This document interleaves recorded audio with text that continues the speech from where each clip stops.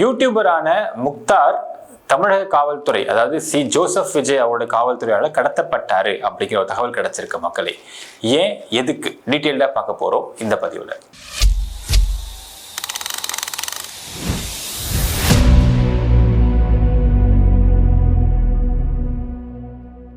அன்பார்ந்த மக்களுக்கு வணக்கம். நான் உங்கள் கார்த்திக் பிள்ளை அண்ட் வெல்கம் டு தி கேடி. ஒரு சம்பவம் நிகழ்ந்திருக்கு. என்னன்னால், முக்தாருடைய மனைவி, அப்புறம் அவங்களுடைய 2 பெண் குழந்தைகள், ஒரு பையன், ப்ளஸ் அவங்க வீட்டில் இன்னொரு பெண்மணி, எல்லாருமே கார் எடுத்துக்கிட்டு திருவண்ணாமலை நோக்கி போயிட்டு இருந்தாங்க அப்படின்னும், அந்த சமயத்தில் ஒரு 2 போலீஸ் ஜீப் அவங்க அப்படியே கவர் பண்ணியிருக்கு, சைடில் போய் பிளாக் பண்ணியிருக்காங்க. வண்டி நிப்பாட்டிருக்காரு, இறங்கியிருக்காங்க. முக்தாரை பார்த்துட்டு கொஞ்சம் வெளியே வாங்க சார், பேசணும் கூப்பிட்டுருக்காங்களாமா. அப்போ என்ன சார், என்ன கேஸுன்னு கேட்டிருக்காரு. அதெல்லாம் ஒன்றும் இல்லைங்க, சும்மா ஒரு 5 நிமிஷம் பேசிட்டு விட்டுருவோம் வாங்க கூப்பிட்டுருக்காங்களாமா. ஆனால் இல்லை, எப்படிங்க நான் வெளியே வர முடியும், வாரண்ட் இருந்தால் கொடுங்க, நான் வெளியே வரேன் பேசுகிறேன் கேட்டது. வாரண்ட்லாம் எதுவுமே இல்லை சார், இது கேஸ்லாம் இல்லை, சும்மா ஃப்ரெண்ட்லியாக தான் பேச கூப்பிட்றோம் வாங்க சார் அப்படி கூப்பிட்டுருக்காங்களாம். சரிங்க, எப்படிங்க விட்டு வர முடியும், ஒய்ஃபு குழந்தைங்களாம் எங்கள் வண்டியில் இருக்காங்க, அப்படி விட்டு வர முடியும். இல்லை அதெல்லாம் ஒன்றும் பிரச்சனை இல்லை சார், எங்கள் டிரைவர் இருக்காரு, ஓட்டிட்டு போய் உங்கள் வீட்டை பத்திரமா சேர்த்துருவாரு, நீங்கள் வாங்க சார் நம்ம பேசிட்டே போகலான்னு கூப்பிட்டு இருந்திருக்காங்க. இவரும் போயிருந்திருக்காருன்ற தகவல். போன பொழுது அங்கே இருக்கக்கூடிய ஒரு காவல்துறை அதிகாரி, எப்படி சொல்லணும்னா, சி ஜோசப் விஜய் அவர்களுடைய தலைமையில் இருக்கக்கூடிய, இல்லை அவங்களுடைய தூண்டுதலின் பெயர்லையா, இல்லை அவங்களுடைய ஆர்டரின் பெயரில் ஒரு அதிகாரி என்ன பேசியிருக்காருன்னா, அதை பாருங்கள் சார், உங்களுக்கும் குடும்ப குட்டி இருக்குது, எனக்கும் குடும்ப குட்டி இருக்குது, இதெல்லாம் எனக்கு சுத்தமாக பிடிக்கல, நீங்கள் கொஞ்சம் தாவேக்காவை விமர்சிக்கிறதா கொஞ்சம் நிப்பாட்டிக்கோங்க, குறைச்சிக்கோங்க, அதுக்கு பதிலாக நீங்கள் கொஞ்சம் பெருமையான விஷயம் பேசுங்களேன். பாருங்க ஒயின் ஷாப்லாம் மூடி இருக்காருன்னு சொல்கிறாங்களா, அதை பற்றி பெருமையாக நீங்கள் பேசுங்க, எதுக்காக அப்படி விமர்சனம் பண்ணுறீங்க அப்படின்னு, அதாவது ஒரு செல்லமான மிரட்டல் கொடுத்துருக்குறாங்க அப்படிங்கிற மாதிரி தகவல்லாம் வெளியாயிருக்கு மக்களே. இதை உறுதிப்படுத்துவதற்காக நமக்கு தெரிஞ்ச சோர்ஸ் மூலயமா முக்தாரை காண்டாக்ட் பண்ணும்பொழுது, இல்லைங்க நான் அப்புறமா பேசுகிறேங்க, இப்போ வேண்டாங்க, இதை பற்றி பேச விரும்பலைங்கன்ட்டு தவிர்த்திருக்காருன்ற ஒரு தகவலும் சொல்கிறாங்க. இப்போது இந்த இடத்துல என்ன பிரச்சனை அப்படின்றதை கொஞ்சம் அவுட்லைண்டாக பார்க்கும் பொழுது, இவர் ஆட்சிக்கு வருவதற்கு முன்னால் விமர்சனம் பண்ணதெல்லாம் வேற கதை. ஆட்சிக்கு வந்ததுக்கப்புறம் 2 கெஸ்ட்டை கூப்பிட்டு வந்து பேசியிருக்காரு. அந்த பேசின பொழுது அதில் சில இடங்களில் த்ரிஷாவை பற்றிலாம் பேசியிருக்காரு அப்படின்னும், அதுக்காக தான் இந்த மாதிரி ஒரு மேட்டிருக்கிறாங்க அப்படின்ற மாதிரிலாம் ஒரு சில தகவல்லாம் வெளியாகிட்டு இருக்கு. இப்போ என்ன இங்கே பிரச்சனைன்னு பார்த்தீங்கன்னா, is Mukhtar a good person அப்படின்னு கேட்டால், எனக்கு பர்சனலாக முக்தாருடைய இன்டர்வியூஸ் அதெல்லாம் வந்து பிடிக்காது. பர்சனலாக ஏன் பிடிக்காது அப்படின்னா, எல்லாமே செக்ஷுவல் பேஸ்டாக இருக்கும், இல்லை அந்த மாதிரியான ஒரு கதைகளாகவே இருக்கும், இல்லை அந்த மாதிரியே பேசுவார், வரக்கூடிய கெஸ்ட் மேலே வந்து ஒரு மரியாதையாக இருக்காது. ஆஃப் கேமரா 2 பேர் சரக்கடிச்சிட்டு இருக்கிற மாதிரி ஃப்ரெண்ட்ஸாகவே வந்துட்டு போயிட்டோம். ஆன் கேமராவில் இருக்கும்போது அந்த மாதிரி மரியாதையாக கொடுத்து கெஸ்ட் கிட்ட பேசுகிற அந்த எண்ணம் இருக்காது. முக்கியமாக கள்ளக்குறிச்சி வழக்கில் வந்து சவுக் சங்கர் கூட்டி பேட்டி எடுத்த பொழுது 1.5 மணி நேரம் பேட்டி எடுத்துட்டு, அதுக்கு அவருக்கு ஏற்ற மாதிரி ஆன்சர்ஸை கட் பண்ணி கொஷின்ஸை மாற்றி, அதாவது இவரை மடக்கிற மாதிரிலாம் வந்து சில கேள்விலாம் வந்து லாஸ்ட்டாக கேட்ட மாதிரி தனியாக ஷூட் பண்ணி அதை மர்ச் பண்ணியிருக்காரு அப்படிங்கிற மாதிரி குற்றச்சாட்டுலாம் எழுந்தது. அதற்கு பிறகு எனக்கு தெரிந்த ஒரு சில செலிபிரிட்டிஸ்லாம் ஃபோன் பண்ணி சொன்னாங்க, சார் அப்படி தான் பண்ணுவார் அவர், நம்மகிட்ட பேட்டி எடுத்துருவார், பேசிடுவாங்க, பேசி முடிச்சதுக்கப்புறம் நமக்கு ஏற்ற மாதிரி அவருக்கு ஏற்ற மாதிரி, அவர் நம்மளை மடக்கிட்ட மாதிரி தனியாக ஒரு ஷார்ட் கேமராவில் வச்சு நம்ம போனதுக்கப்புறம் எடுத்து அதை மேட்ச் பண்ணி, இந்த கேள்விக்கு அந்த கேள்வி இந்த கேள்வி மாற்றி போட்டு அவர் டிஆர்பி ஏற்றிக்கவும், அவர் வந்து ஃபேம் ஆகவும் வேலை பார்ப்பாரு, அண்ட் அன்எத்திக்கல் பர்சன்ஸ் பேசிக்கலாக அப்படிங்கிற மாதிரி தகவல்லாம் சொன்னாங்க மக்கள். இதை நான் பர்சனலாக எனக்கு நடந்து நான் ஃபீல் பண்ணதில்லை, பட் என் நண்பர்களுக்கு நடந்து, ஃப்ரெண்ட்ஸ் நடந்து நான் பார்த்துருக்கேன், அதை கேள்வியும் பட்டிருக்கேன். அது தப்புன்னு நான் வந்து பேசியிருக்கோம் முன்னாடி. பட் எல்லாத்துக்கும் மேலே ஒரு டிஜிட்டல் ஜேர்னலிஸ்ட், அது இவங்களுடைய பாஷையில் யூடியூபராக இருக்கலாம், டிஜிட்டல் ஜேர்னலிஸ்டாக இருக்கலாம், what ever it might be, ஒரு தப்பு பண்ணுறாரு அப்படின்னா சட்டத்துக்கு உட்பட்டு, அதாவது உங்களுக்கு எந்த விதமான ஆட்சியாக இருந்தாலும் சட்டத்துக்கு உட்பட்ட ஆட்சியாக இருக்கணுமா இல்லையான்றதான் கேள்வி. சட்டத்துக்கு உட்பட்டு இவர் தப்பாக பேசினாருப்பா, இந்த இடத்துல வந்து ஒருத்தவங்க தவறாக சொல்லிட்டாரு அப்படின்னா 2 விஷயம் பண்ணலாம். டிஃபமேஷன் கேஸ் கன்சர்ன் பர்சன் வச்சு போட வைக்கலாம், இல்லைன்னா நீங்கள் யூடியூப்க்கு எழுதி அந்த வீடியோ நீக்க வைக்கலாம் வித் கோர்ட் ஆர்டரோட. ஸோ கேக் ஆர்டர் போடலாம், இதை பற்றி பேசக்கூடாது, கேக் ஆர்டர் போடலாம். ஸோ ஒரு பத்திரிகையாளராக, ஒரு பேச்சுரிமை இருக்கக்கூடிய ஒரு சுதந்திரமான கண்ட்ரியில் அவர் ஒரு விஷயத்தை பேசுகிறாரு, கேள்வி கேட்குறாரு அப்படின்னால், அந்த விஷயத்தில் அந்த இடத்துல அவர் பண்ண தப்பு நீங்கள் ஃபீல் பண்ணுறீங்கன்னா, அந்த கன்சர்ன் பர்சனை வச்சுக்கிட்டு ஹைகோர்ட்டில் போய் கேக் ஆர்டர் வாங்கி பேச விடாமல் பண்ணுங்கள்.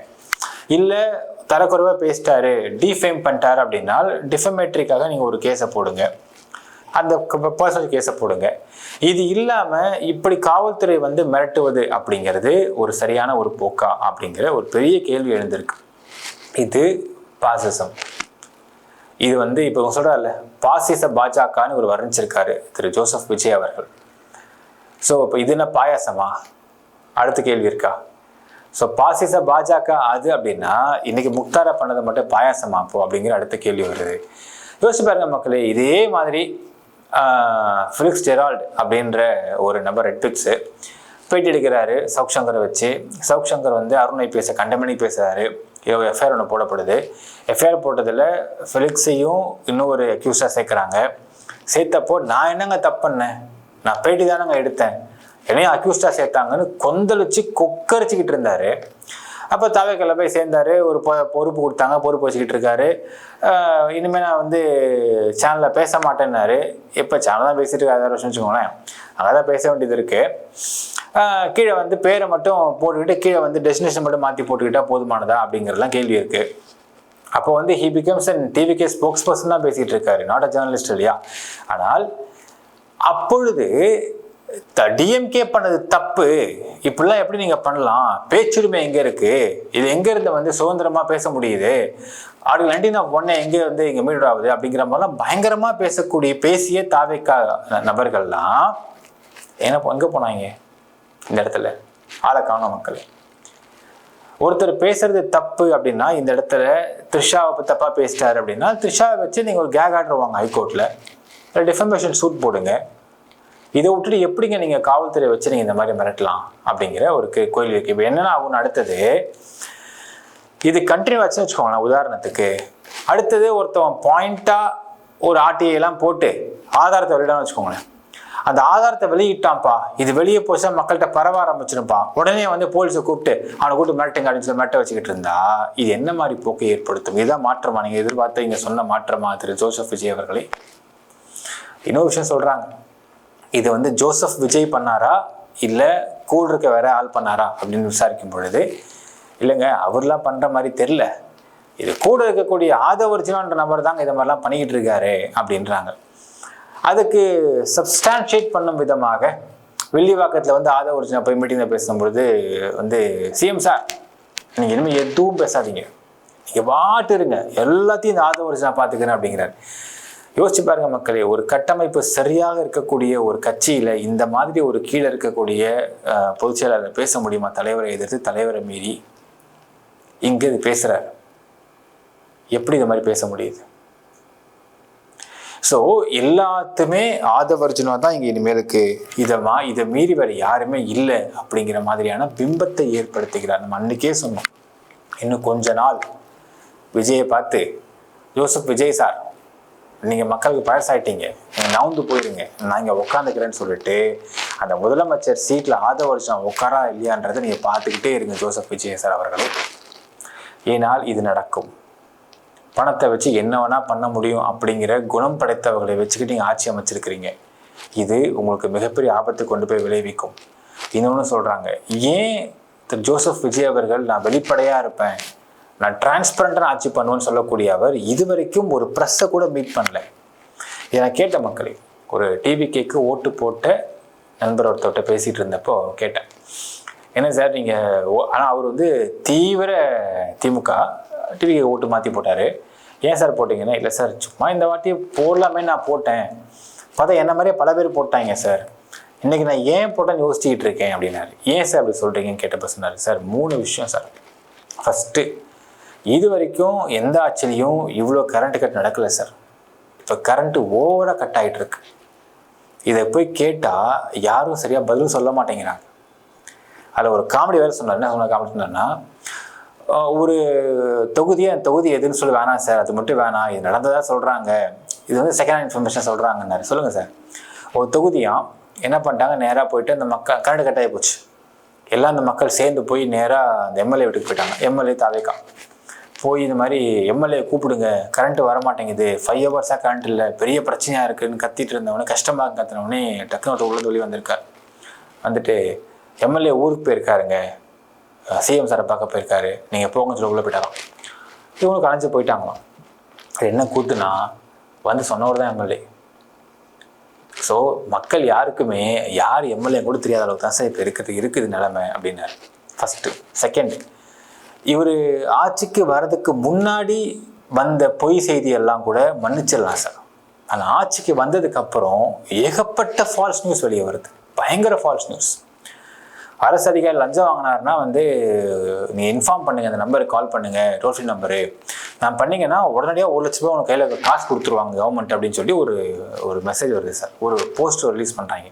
அந்த போஸ்டரோட நம்பருக்கு கால் பண்ணால் ஜண்டு பாம் மாதிரி ஒரு பாம், அந்த balm toll free number. Sir என்ன சொல்லுங்கள் சார், என்ன சார் பிரச்சனை, ஜண்டு பாம்புங்கிறாரு அவர்.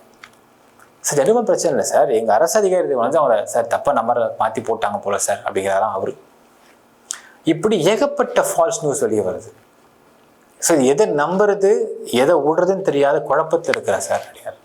3வது விஷயம், இது வரைக்கும் திரு விஜய் அவர்கள் வெளியே வந்து பேச மாட்டேங்கிறாரு, ஒரு ப்ரெஸ்ல வந்து ப்ரெஸ் மீட் தர மாட்டேங்கிறாரு. ஏன் அதை கேள்வி கேட்டுக்கோன்ற பயமா சார்? இதை நாங்கள் பேசிக்கிட்டு இருக்கோம், அப்பயே ஆதவர்ஜனா வில்லிவாக்கத்தை பேசுறாரு. சிஎம் சார் நீங்கள் எதையும் பதிலே கொடுக்காதீங்க, எல்லாத்தையும் ஆதவர்ஜனா பார்த்துக்கிறேன் அப்படிங்கிறாரு. இவருக்கா நம்பி நாங்கள் ஓட்டு போட்டோம் சார். யாருக்கு சார் ஓட்டு போட்டோம்? யார் சார் இந்த ஆதவர்ஜனா? விஜய்க்கு ஓட்டு போட்டால் இவருக்கு ஓட்டு போட்டோமா சார் அப்படிங்கிறாரு. டாவேக்காக்கு ஓட்டு போட்ட ஒரு நபர். ஸோ எல்லாருக்குமே அதிருப்தி ஆரம்பிக்குது. அப்புறம் தான் நான் கேட்டேன் ஒரு நபர்கிட்ட, ஏன் இந்த மாதிரி வெளியே வந்து அவர் பேச மாட்டேங்கிறார் சார் இருக்கு. அவர் சொல்கிறாங்க, சார் ஆதவர்ஜனா சொன்னாராம், ஒரு நடிகர் அப்படின்னா பொத்தி அவரை வைக்கிற வரைக்கும் தான் அவருக்கு மக்கள்கிட்ட ஃபேம் இருக்குமாமா சார். அவர் ஒன்ஸ் மக்கள்கிட்ட வெளியே வந்து பேச ஆரம்பிச்சிட்டாரு அப்படின்னா மக்கள் பழகிடுவாங்களாம். அதுக்கு பழக ஆரம்பிச்சிட்டாங்கன்னா ஏய் விஜய் தானடா அப்படிம்பாங்க. அடுத்தது 3rd லெவலு, விஜய் தப்பு பண்ணிட்டு இருக்காரு, கூப்பிட்டு கேட்கலாம் அப்படின்னு கேட்க ஆரம்பிச்சிருவாங்க சார். ஸோ இந்த ஒரு விஷயம் நடந்துட கூடாதுன்றதுனால தான், பத்திரிக்கைக்காரங்களுக்கும் அதை பழகிடக்கூடாதுன்றதுனால தான் விஜயை வெளியே வந்து ப்ரெஸ் மீட்டை பேசவே வைக்க மாட்டேங்கிறாங்க சார். இதெல்லாம் ஆதவர்ஜனாவுடைய ஸ்ட்ராட்டஜிக்கல் பிளானா சார் அப்படின்னு சொன்னார். ஸோ விஜய் அவர்களை சொன்ன மாதிரி தான் மக்களை, ஒரு படம் ஓடாது அப்படின்னா ஏதாவது ஒரு குத்தாட்டம் போன நடிகை கூட்டத்து குத்தாட்டம் போட வச்சுருவாங்க. ஸோ அந்த ஒரு குத்தாட்டத்தை வச்சு மட்டுமே ப்ரமோட் பண்ணி அந்த படத்தை ஓட வைக்க ட்ரை பண்ணுவாங்க. அந்த படத்தை உள்ள பார்த்தா படம் ஒன்றுமே இருக்காது. எல்லா யங்ஸ்டர்ஸும் அந்த பாட்டு வர வெயிட் பண்ணிருப்பானுங்க. அந்த பாட்டு வந்து முடிஞ்ச சேர்ந்து வெளியே போயிடுவாங்க. தேட்டரை பொறுத்தளவுக்கு டிக்கெட் காசு வந்து போச்சா அவ்வளோதான் விஷயம் நினைப்பாங்க. ஸோ அந்த பாட்டையும் பார்த்தீங்கன்னா செகண்ட் ஹாஃபில் லாஸ்ட்டுக்கிட்ட வச்சுருப்பாங்க, அங்கேயும் படத்தை உட்காந்து பார்க்கலான்னு சொல்லிட்டு.